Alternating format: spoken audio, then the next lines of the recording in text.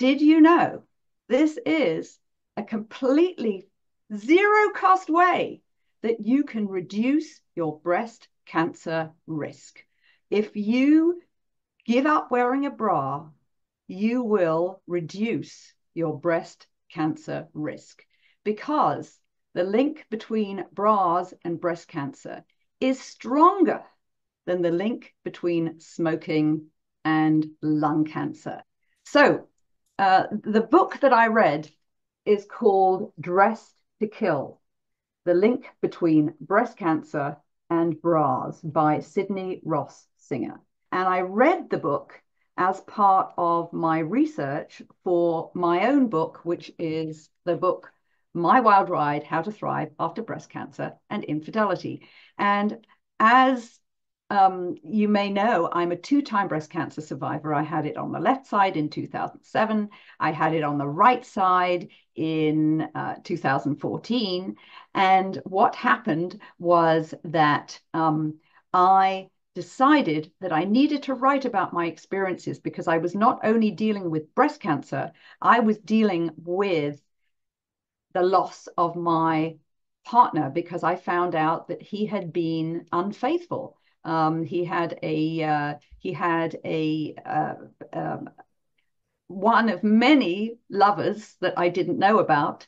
And the final one I found out about, and it broke up my marriage. And shortly after that was when I had breast cancer for the second time. But I needed to write about it, both as a cathartic thing and also to help other people. And I did tons of research for the book. I referenced over 70 books, over 100 articles and studies. And I wanted to make sure I knew what the subject was all about. And the one book that stuck in my head was Dressed to Kill: The Link Between Breast Cancer and Bras. And it made sense because bras are so uncomfortable. A lot of people come home after being at work wearing a bra. The first thing they want to do is take it off. So what I would say is, you've got a bra, throw it away. Throw away your bras. You don't need them. Throw them away because you will be freeing your breasts. And why are bras so bad? Well, what they do is they constrict your breasts. They constrict under your arms. And that's where you've got all these lymph glands. You've got the lymph nodes there. And if you don't allow those areas to drain and flow by having them constricted, you can have all kinds of things accumulate in your breasts. Because where do toxins, waste products accumulate? They accumulate in fatty tissue. And where do we women have fatty tissue? In our breasts. So if you are constantly constricting those areas, then you are preventing those toxins and waste products from flushing out of the breasts, out of the body.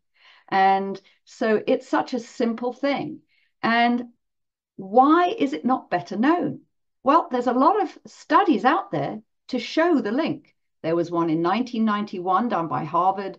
There's a Chinese study from 2011. There's a Spanish study. There's a Kenyan study. There's a Brazilian study. There's a 2018 lymph stasis research study. All of these studies show a relationship between bras and breast cancer. But the problem is, if you Google the issue, all you find is a 2014 Hutchins study in Seattle that showed no link. That's the one that comes up on Google. But the reason why it shows no link is that it had one, no control group of bra-free women. So that would be like studying the link between bras, between, say, smoking and lung cancer, and not including any non-smokers compared to the smokers. So there was no control group of women who didn't wear bras. And also, it only included post-menopausal women in whom the effects were much weaker because of something called survivor bias. In other words, they were more likely, if you were likely to die from cancer, you might well not be lasting to be post-menopausal. So if you take a post-menopausal group, you're going to have far fewer people who are affected by the bra cancer link. But so many studies out there, all the studies I've looked at, except for that 2014 Hutchins study, show a link between bras and cancer. It is incontrovertible. And it is something that is so simple and so great for women. Because when you think of it, What did we used to have to do? We used to have to wear corsets back in the Edwardian times because they wanted us to have wasp waists. And then finally they realized that those things were way too unhealthy and people had chlorosis and they could barely breathe. So what did they do? Well, instead we have to be constricted by bras. And why is it unacceptable to wear clothing that shows your nipples? And you can't do that. You have to cover those things up because it's not right. Well, if that does bother you and you still want to give up wearing a bra, there are these things. These are little gel petals, and you can stick those on your nipples under your clothing, and then your nipples won't show through. So that is one suggestion. And you can also choose clothing that has more patterns, that is maybe thicker, and then you aren't going to be showing your breasts, oh my God, through your clothing. And to be quite honest, I would rather be showing my breasts healthily through my clothing than be constricted in a bra that's helping to get me back into the horrible, nasty cancer situation that I've been in twice. I do not want to go there a third time. So the final thing that I want to tell you about is I made a controversial decision when I had cancer for the second time.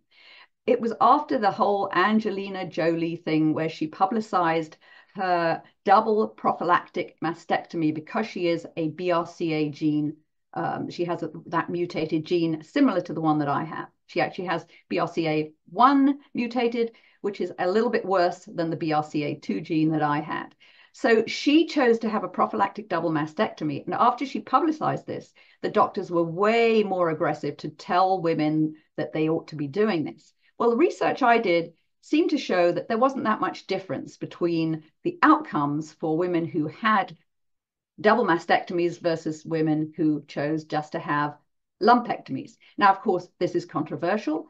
There's no one size fits all answer to cancer. What I did may not work for anybody else, and I'm not a doctor. But my view was, for me, I was going to hang on to my breasts and just have the lumpectomy. I did go through radiation and chemo. Wasn't fun. I changed the cocktail that the doctors originally wanted to prescribe. They originally wanted to give me adriamycin, and I switched that for carboplatin because it was, I thought, more suitable and less toxic for my triple negative prognosis for my second cancer. But it is a controversial view. And, you know, everybody is going to give you lots of advice when you go through cancer about what you should and what you shouldn't do. And, you know, if you would need, at least I felt I would have needed 72 hours in a day to do all the advice that people told me I had to do if I wanted to stay healthy and not die, you know. And you've got to give up dairy. And, oh, alternative medicine is pure quackery. You can't do that. And, you know, radiation and chemo is toxic and doesn't work. Well, I got all of that. And I did all of those different things. Oh, and if you're stressed and if you don't have a positive attitude, your cancer won't go away and it will come back. Well, how can you have a positive attitude all the way through going through chemo and radiation? It is not possible. Sometimes you will not feel very positive. And it's great to feel positive when you can, but you can't force that.